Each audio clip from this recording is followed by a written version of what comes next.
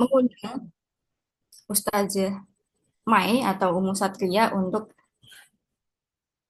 open mic, Ustazah. Silahkan. Bismillahirrahmanirrahim. Rabbi shrah li sadri wa yassir li.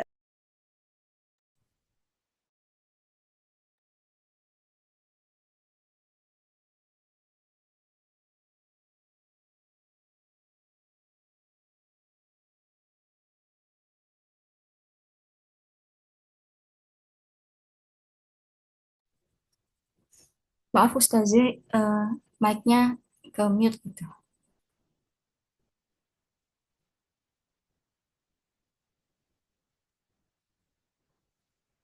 Sebentar. Iya, Oh, sudah ya. iya. Baik, saya mulai ya. Bismillahirrahmanirrahim. Rabbi shrah li sadri wa yassir li amri wahlul 'uqdatam min lisani yafqahu qawli. Rabbi zidni ilman warzuqni fahman. Allahumma anfa'na bima 'allamtana wa 'allimna ma yanfa'una wa zidna ilman nafi'an. Slide saya tolong di-share ya Mbak Rohmah. Assalamualaikum warahmatullahi wabarakatuh. Teman-teman semuanya, senang sekali ya kita dapat berjumpa meskipun dalam kondisi by Zoom, namun tidak menyurutkan langkah kita untuk tetap berikhtiar terbaik di akhir Ramadan ini. Semoga Allah Ta'ala mengampuni dosa-dosa kita dan meningkatkan derajat kita. Sebagaimana ya disampaikan oleh Rasulullah SAW, man shoma Ramadana, siapa yang puasa Ramadan ya, wah disabin yang berharap ya akan keridhaan Allah lah ya, yang dia tuh benar-benar berharap baikan rahmatnya, maka ya kufirolahu maqaddamat, maka Allah akan mengampuni dosa-dosanya ya yang sudah dia lakukan sebelumnya. Nah, semoga kita termasuk orang yang terampuni dosa-dosanya, ditingkatkan derajat takwa. Amin Allahumma. Hari ini saya diberikan amanah untuk membahas episode pertama dalam kelas pranikah, yakni tentang eh, apa tadi judulnya, kehidupan ya, umum, khusus, kemudian tentang interaksi yang ada di sekitarnya. Nah, teman-teman semuanya tidak bisa disangkal ya bahwa di dalam kehidupan kita tentu ada yang namanya kehidupan yang kita lalui. Nah, di dalam Islam, next slide ya, itu sebenarnya ada dua pembagian kehidupan, hayatul am sama hayatul khos. Jadi Islam itu yang menetapkan kenapa sih ada harus hayatul am, hayatul khos. Itu adalah Allah, ya kan Allah. Nah, maka kita bisa melihat bagaimana kemudian namanya apa perbedaan hayatul am sama hayatul khos. Hayat itu kan kehidupan. Namanya tempat kita itu tinggal. Nah, hayatul am itu adalah kehidupan umum di mana manusia yang tinggal di situ tanpa harus izin orang lain. Dia bisa berinteraksi, bisa hilir mudik gitu ya, melewati wilayah itu ya kan, seperti jalan, taman, masjid, sekolah, kemudian apa lagi ya, rumah sakit gitu ya. Maka itu disebut dengan hayatul am, kehidupan umum di mana manusia dia bisa di sana gitu ya tanpa harus kemudian izin orang tertentu karena memang tempat itu tempat umum. Nah, Islam membagi kehidupan yang kedua disebut dengan hayatul khas. Hayatul khas itu adalah tempat khusus di mana orang setiap kali masuk ke wilayah tersebut maka dia harus izin kepada pemilik tempat tersebut. Seperti apa? Rumah, kalau di kos ya kamar kosnya, kalau kosnya itu kos campur ya, tapi kalau kosnya itu kosnya yang kontrakan khusus wanita, ya berarti satu rumah itu. Kemudian ruangan kerja yang khusus, kecuali ruang kerjanya campur, berarti itu hayatul am. Jadi kayak ada ruang kerja, ruangan khusus dia, biasanya yang dapat ruang khusus itu kayak dekan, kayak dosen-dosen tertentu, atau pekerjaan tertentu ya, pegawai-pegawai tertentu, manajer dan sebagainya, maka itu hayatul khos, ya, tempat khusus. Bahkan mobil, ya, mobil itu dibagi dua, mobil umum sama mobil khusus.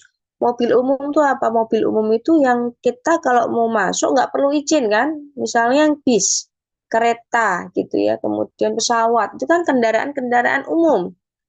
Maka di situ masuknya wilayah Hayatul Am. Tapi kalau kendaraan-kendaraan khusus kayak Grab yang dia kendaraan pribadi digunakan untuk eh, kerja misalnya, itu masuknya Hayatul Khos. Jadi tempat khusus. Nah, Islam menentukan wilayah ini. Tujuannya apa? Tujuannya adalah untuk memberikan aturan rinci terkait dengan interaksi yang pertama. Yang kedua adalah aurat. Jadi kita bahas hari ini adalah interaksi yang boleh dilakukan dan tidak boleh dilakukan. Baik di hayatul am atau hayatul khas. Yang kedua adalah aurat. Aurat wanita, aurat laki-laki ya kan di dalam hayatul am dan hayatul khas. Itu seperti apa? Itu yang kedua, gitu ya. Nah, karena itu inilah kita menyikapinya sebagai bentuk keistimewaan Islam. Bahwa Islam itu ternyata lebih sempurna dibanding hukum agama apapun dimanapun. Sampai-sampai gitu ya, hal-hal seperti ini pun ditetapkan oleh Islam agar terjadi keteraturan, ya, agar tidak terjadi kemudian kerusakan di tengah-tengah masyarakat. Nah, ini ya. Jadi ini terkait dengan hayatul am dan hayatul khos ya. Perbedaan hayatul am apa? Hayatul khos apa? Baik, selanjutnya lagi ya.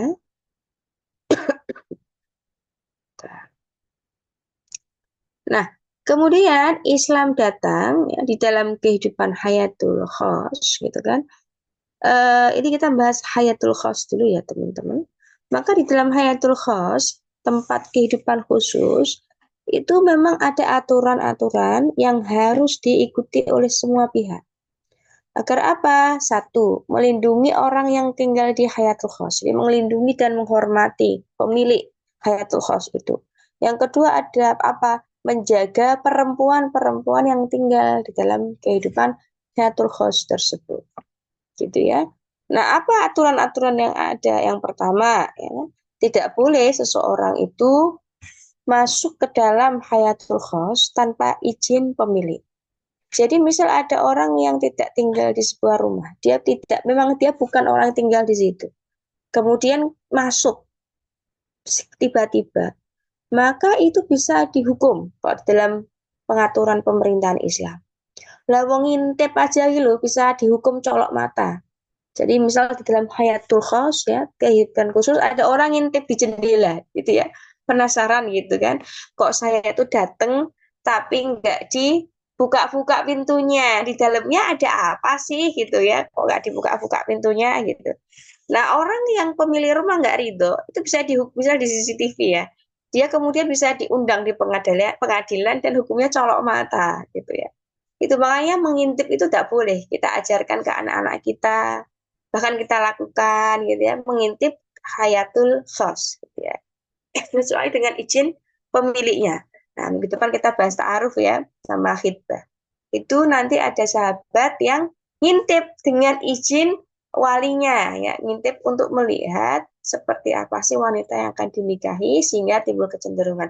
Nah, ini kan dengan hajatul syar'i gitu kan, tuh gak masalah. Tapi kalau seandainya nggak ada izin pemiliknya, nggak ada izin walinya, dia ngintip aja, nggak boleh ya, dia bisa dicolok mata. Nah, itu yang pertama. Jadi ketika kita tidak boleh melihat ya ataupun datang masuk ya tanpa izin pemiliknya. Yang kedua yang nggak boleh dalam hayatul khos itu adalah dilarang untuk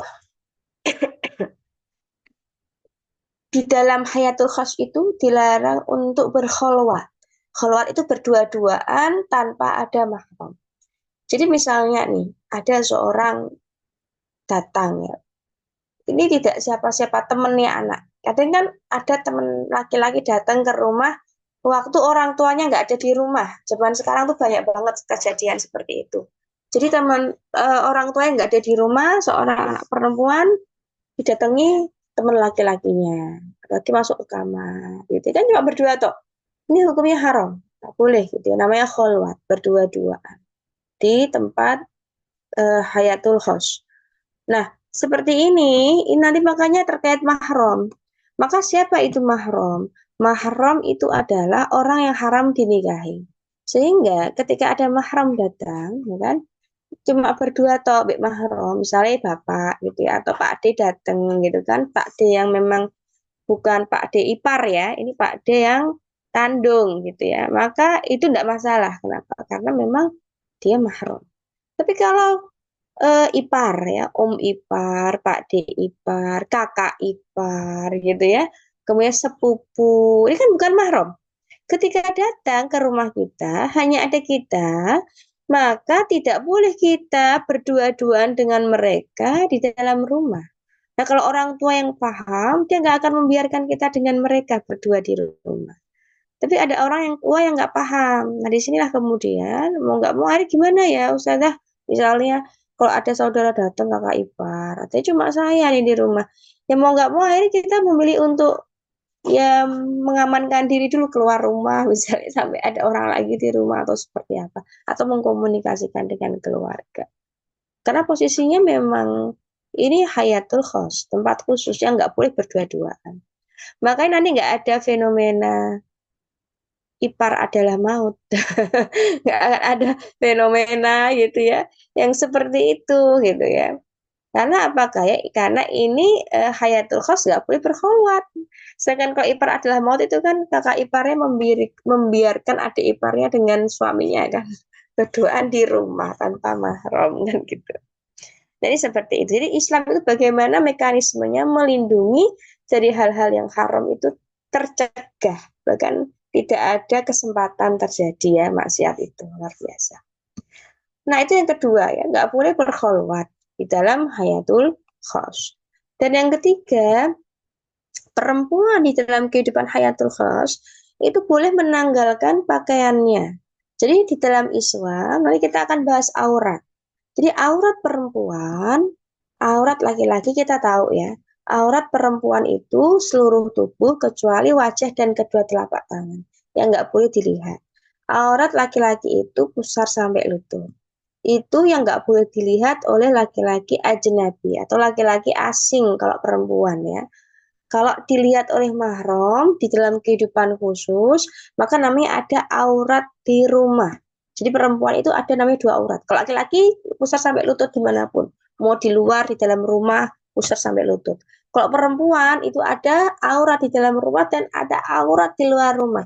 Aurat di dalam rumah, maka aurat yang nggak boleh tampak adalah eh, dari pergelangan tempat melekatnya perhiasan, kayak lengan baju gini ya, sampai lutut. Itu aurat di dalam rumah yang boleh dilihat mahram. Jadi bukan berarti ketika di dalam rumah, terus seorang perempuan ketika keluar dari kamar mandi pakai anduk, tik, tik, tik, tik, lari gitu ya. Handuk aja gitu ya. Kan adanya cuma ayahku, kan ada kakak adik laki-lakiku, tapi kan itu adikku kakakku. Lalu kemudian ketika mandi pakai anduk tok gitu kan, langsung lari gitu kan, padahal anduknya sangat pendek misal begitu, nggak boleh gitu ya.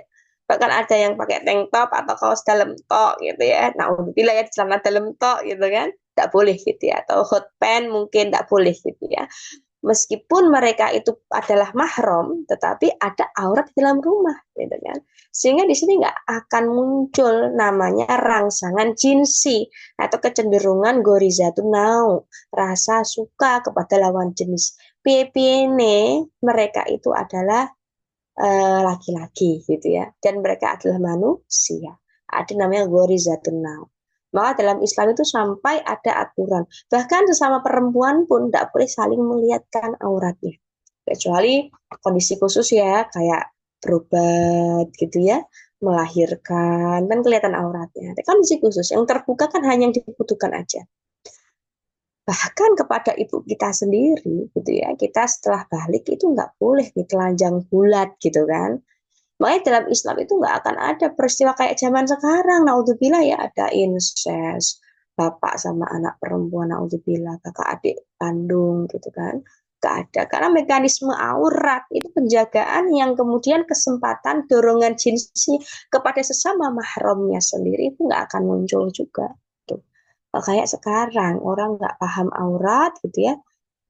Bahkan tempat tidur setelah 7 tahun itu wajib dipisah loh. Jadi nggak boleh nih. Misalnya punya dua anak laki-laki perempuan atau laki-laki sama laki-laki, umur 7 tahun itu tempat tidurnya masih satu tempat tidur.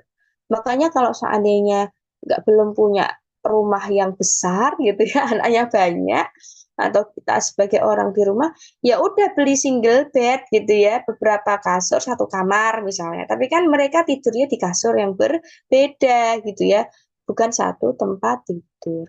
Dan nggak boleh satu selimut ya. Karena itu untuk apa ya, itulah dalam Islam. Sampai-sampai kesempatan untuk munculnya jin si rangsangan syahwat gitu ya, itu tidak muncul karena mekanisme ini ya, saling menjaga kan begitu. Nah, jadi di dalam hayatul khos gitu ya, maka perempuan itu harus menutup aurat, tapi auratnya aurat di dalam rumah, yaitu ya dari tempat melekatnya perhiasan ya, pergelangan begini ya, sini sampai di lutut ya, bukan berarti di rumah sendiri boleh pakaiannya seksi gitu ya, enggak boleh, atau you can see gitu ya, kamu bisa ngelihat ya gitu ya. Nah, itu kecuali di kamar dia sendiri, private, hanya ada dia sendiri, dia mau lepas baju, menanggalkan pakaian, ganti baju gitu ya. Ya silahkan saja, kan cuma ada dia sendiri. Itu pun kita kalau ngelepas baju kan disuruh bismillah ya, karena kan nanti ya ada jin yang lihat kita, biar mata jin itu tidak bisa ngelihat kita, aurat kita kan gitu. Nah, itu kan adab dalam Islam. Baik, itu yang ketiga yang nggak boleh dilakukan di dalam hayatul khas gitu.